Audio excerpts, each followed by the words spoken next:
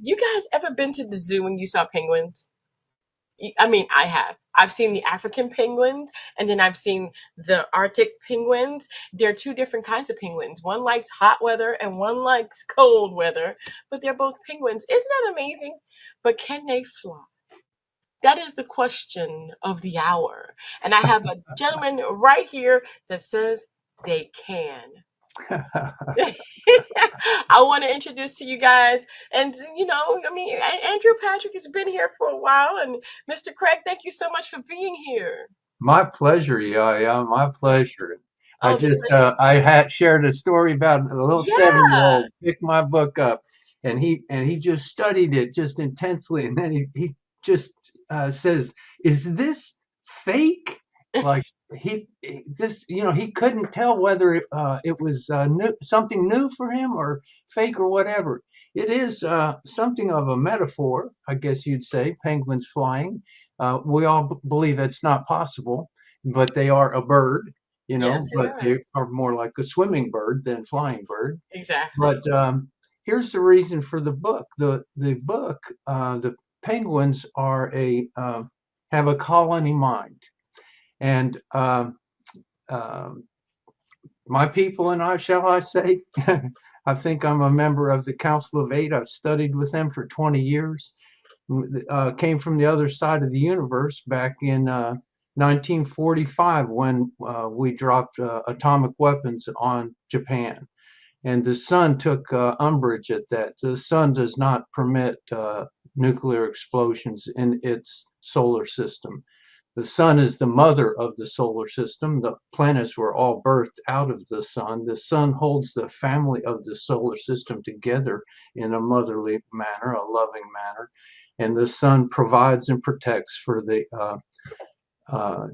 for the solar system. So it provides energy, heat, gravity, it provides all the life force of the solar system, and it protects from other suns trying to come in and form their own solar system within its solar system. So, Source, in its infinite wisdom, before it created human beings and granted them free will choice, created rescue teams for human beings with free will choice that get stuck. And so, one indicator of a human species getting stuck is the sun of its solar system radiating certain very negative emotional and energetic rays out. And that's an indication that the sun is going to do harm to the human species. So, my people and I came over from there in 1945, told the sun to stand down, and started working on the normal routines we work on to lift stuck human species out of stuckness. And after 5 years, we realized that we could not understand man's inhumanity to man, that particular pathology.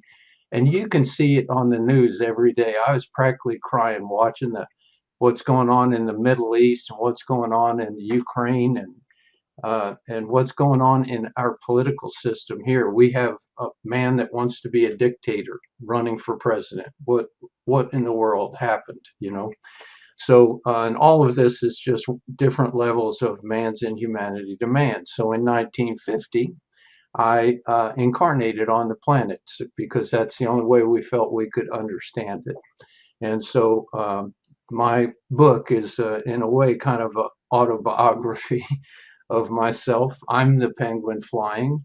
We're all penguins prepared to fly. We're all preparing to do that which we never conceived was any way possible. What we're going to do is we're going to lift this planet, our Mother Earth, to the fifth dimension of consciousness. And some number of us, hopefully a large number of us, my people speculated be about 4 billion of us that will go with our Mother Earth to the fifth dimension of consciousness. And all the other uh, beings on the planet and in the spirit world, typically we have about 3 years we live in spirit for every year we live in the physical.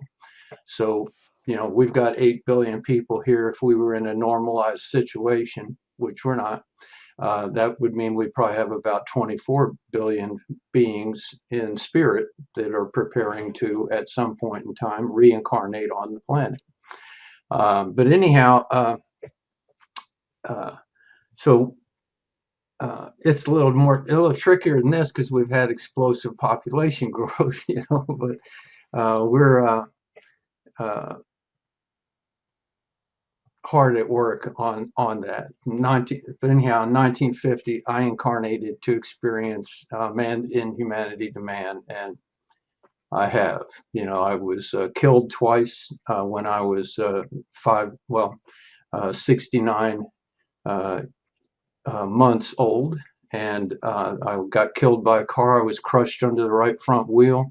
The first time I was crushed so badly, my people couldn't put me back, so they took my energetic bodies back to the moment of my birth when I got slapped on the butt and took my first breath, and that is when the energetic bodies attached to the outside of the physical body, and they attached my energetic bodies to the outside of the physical body. So in my memory, I have a memory of that first 5 years and 9 months that I lived, and I have a memory of the second 5 years and 9 months that I lived. When the one where I was crushed, my senior being kind of scolded me for not remembering it, but I promise you, stuff like that, you don't want to remember it. You put it in that, if there's the last thing you're going to remember, open this door and remember this. You don't want to remember that stuff. It's very violent. But I had a image in my mind where I had just a little kind of plaid shirt on, and I was on my knees and I was crying next to the car, and my body was crushed under the car. And I was just crying at how harsh that was, and how wrong that was, and I was viewing myself from above that, and I started to reach down into the memory and hug the little boy, and this archangel just goes boom through the viewing of it and snatches me up and takes me off. So it was very organic, I guess. I don't know what to say, but it seems kind of like beyond belief, but this is my life. So anyhow, I went ahead and that first 20 years was very harsh. I was beaten like a rented mule by my pops, and he was a brilliant man, and I loved him anyhow. And when he died, I had evolved to a level where I had free entrance and exit to higher spiritual ground. And so I told him I would take him to the highest ground he would be entitled to by any single deed he did in his life. And I did that when he died, and I went into inner space, and he was in a dark place, and there were demons there, and there was the abyss was there, and I was the white light. And I just blasted everybody with white light, went in, picked up my pops, flew through the abyss, and then found the wall of clouds and went up to the highest ground he was entitled to. And that was identified for me by this band of white light on the clouds and these two beautiful female arms that reached, strong female arms that reached out of the clouds and took his form of his body. We have no mass in inner space, but we have form if we choose it. And it took the form of his body and back into the clouds, and then the light went out. And then I retraced all my steps back through the abyss, back through the demons, and popped out into my living room where I was sitting with my mother. And I had her sit and be in the ceremony with me. And it was a very moving thing, but it's uh, so that's a form of penguin flying. Okay. Oh my gosh.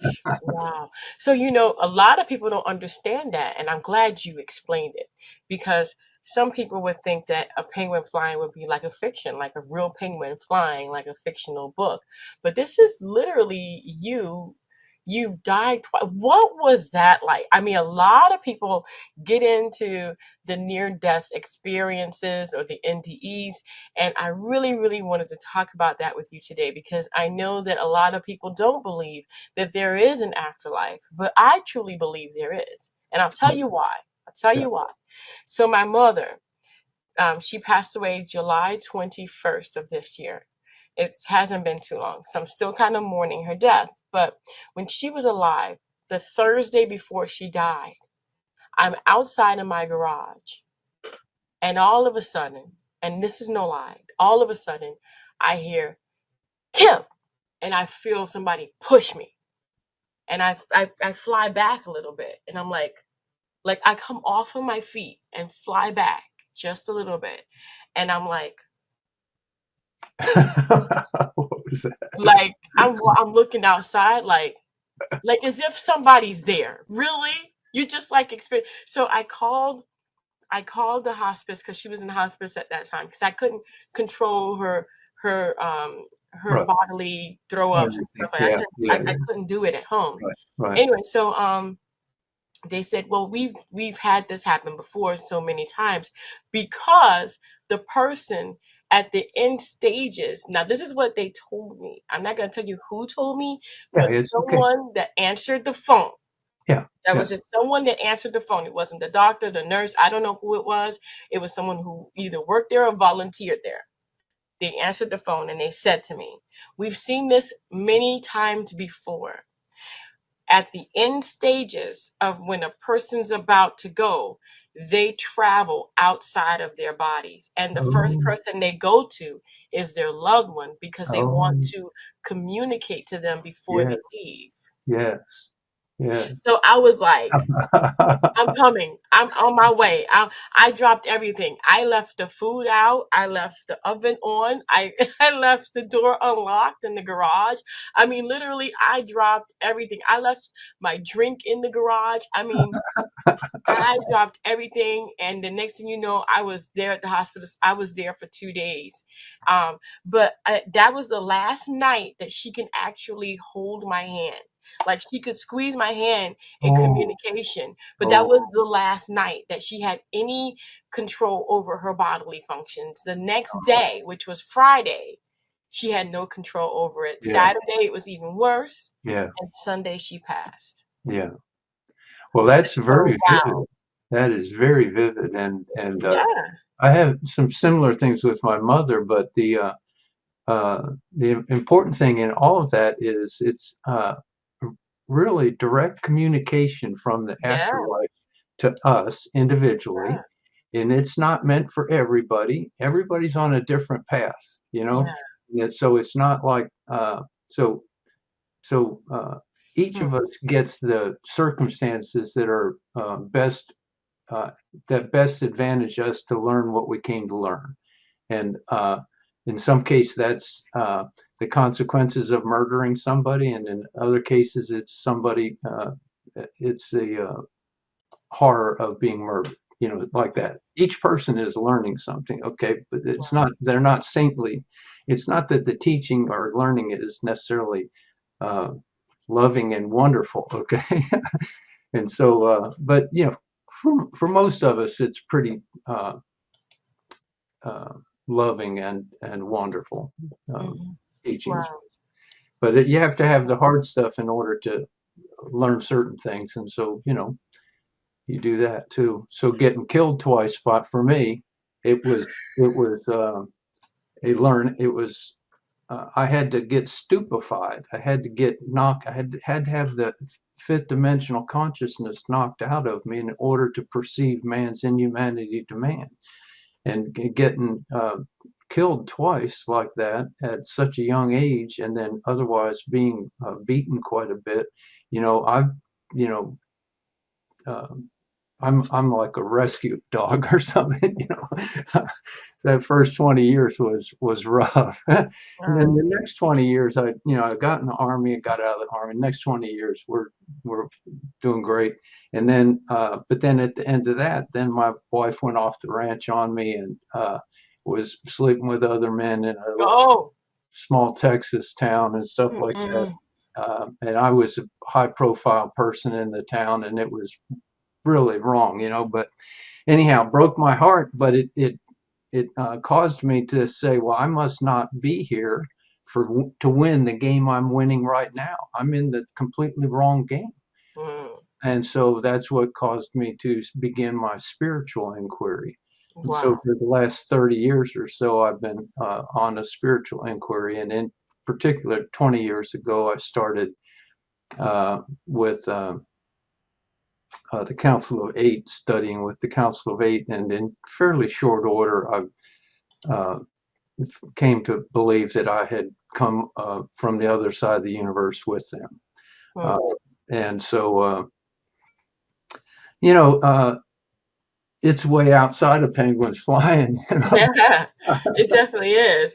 But I mean, I think I've heard, and I know I can't really say I think. I mean, I know I've heard this before that everyone has agreed to something when they came here, Yes, and yes, that contract has to be fulfilled. yes. So like say my mom, she passed away at 70, but people are actually living so much further past 70 Hmm. that it's like she died young. You see Yeah, what I'm saying? yeah. So but maybe the contract that she had, maybe the agreement that she had was just this, that she would go out like this. Um, Absolutely. Yeah. and it's hard to see though. But No. 2024 is not playing. It is not playing. There are a lot of people dying. Like today, Mr. Amos died. You know, and you got good times. You know, the Yeah, father yeah, he just yeah, passed yeah, away. So yeah. I mean, it's like a lot of people this year is just not playing around. It's like No. yep. Yeah. 2024 is the year for a lot of people that are so far have gone, and public figures and people like that. So tell me, does your book explain or even go into touching on a little bit of the meaning of being on this earth at this time for each individual or for you? I think it's all about that.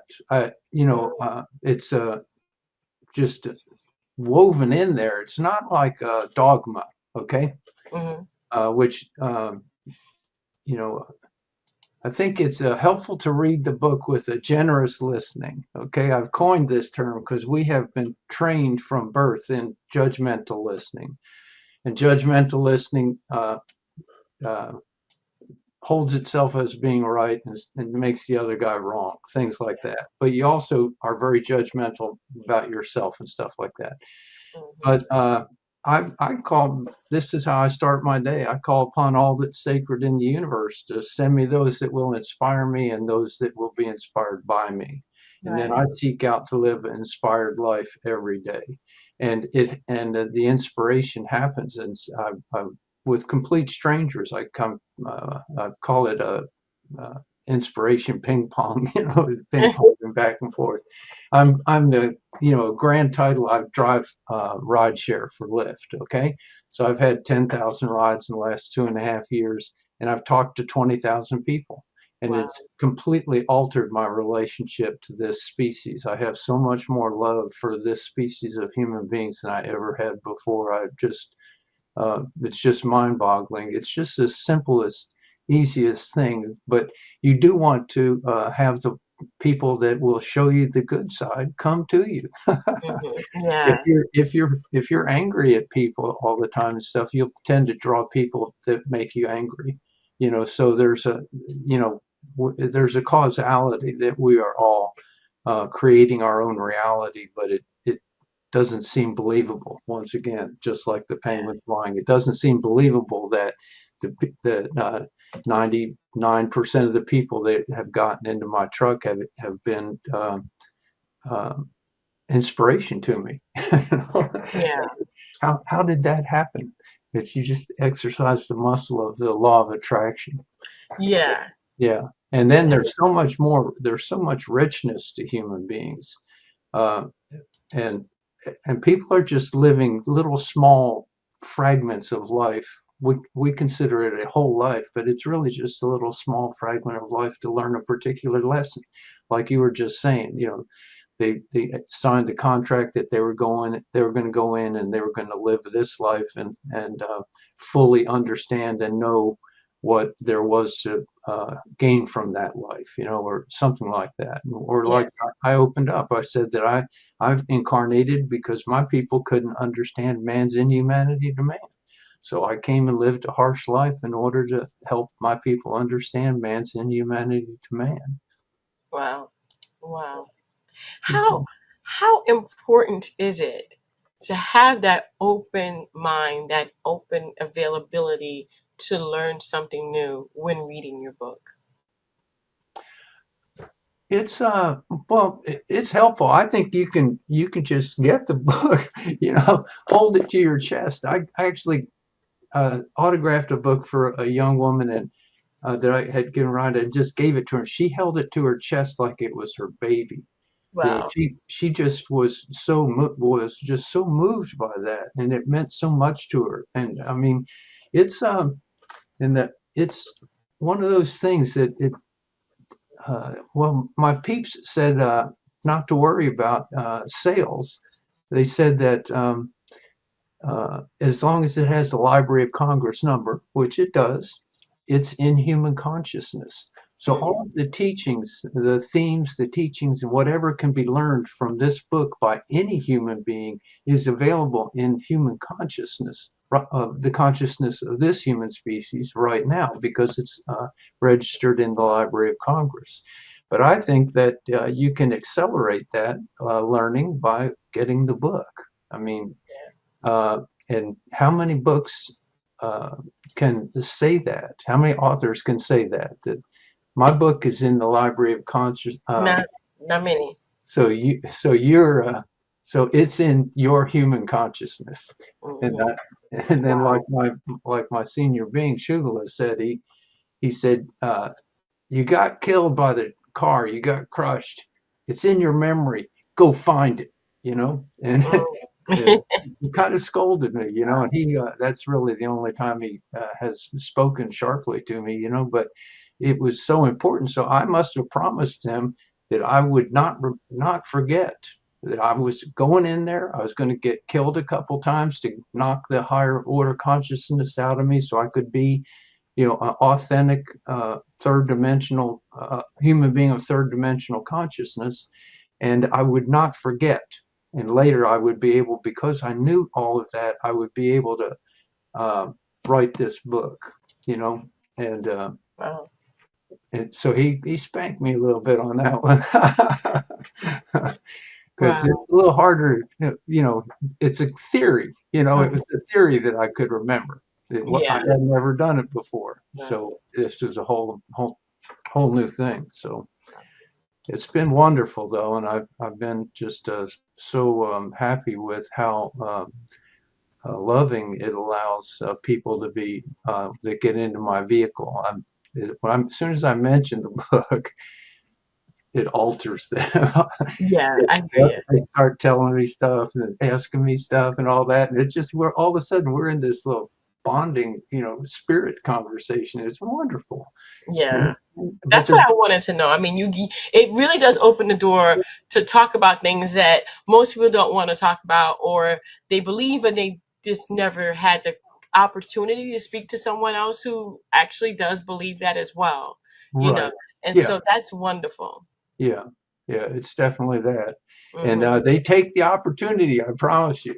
That it's is uh, wonderful. That it's is wonderful. but I don't speak it in a way where it's like a dogma. I just kind of postulate or what have you, and then I allow the silence to be there. They don't need to say anything, but Exactly. almost always they do.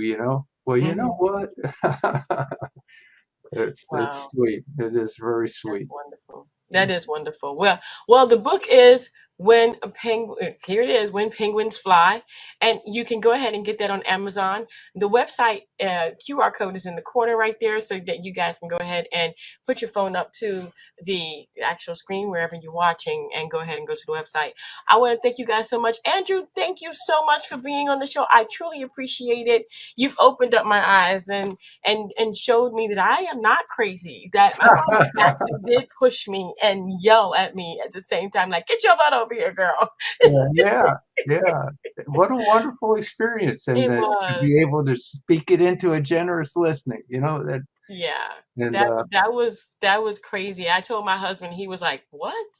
I'm like, "I am not kidding you. I think my mom just pushed me." uh-huh. He's like, "Well, she's not here." I said, "Well, she's here." She's here. That's right. Her energetic bodies. That's the thing. The Yeah. energetic bodies are not physical. And Mhm. so her energetic bodies came and nudged into you, That's it. and And that yelled at me. and I yelled mean, at it you. was like, boom. I was like, "What?" I came off of my feet and flew back a little bit. I was like, "Oh my gosh." Yeah, So yeah. I left. I was like, "I'm done. I'm leaving. Bye." That's I perfect. think I think I left my purse, my driver's. I left. Just I just yeah, left. Oh it's yeah. Oh perfect. yeah. Yeah, and So she's laughing about this right I now. She's know. looking down on us and she's saying, "Uh-huh, uh-huh. Uh-huh. Yeah, yeah. Now you're learning. Uh-huh." Wow. Well, thank you, Patrick, so much. You guys again can get the book on Amazon, and you can also just go ahead and scan in that QR code over there in the corner and go to the website. I want to thank you guys so much for tuning in. Andrew, thank you so much for being on the show. I truly appreciate it. And for you guys who don't believe, maybe you should get the book, because what you don't believe doesn't mean that it doesn't exist. It's like saying, yeah, I don't believe that there is vanilla ice cream until you've seen it, right? There is vanilla ice cream, and there's There all is. different kinds of vanilla ice creams. There is. And it's that simple, isn't it? It It's is that that simple. simple. It really Well, is. bless you, Yaya. Bless You you are a too. Thank wonderful you. woman. Thank Thank you. you so And much. thank you guys so much. Don't forget to dare to be different all the time. That's right.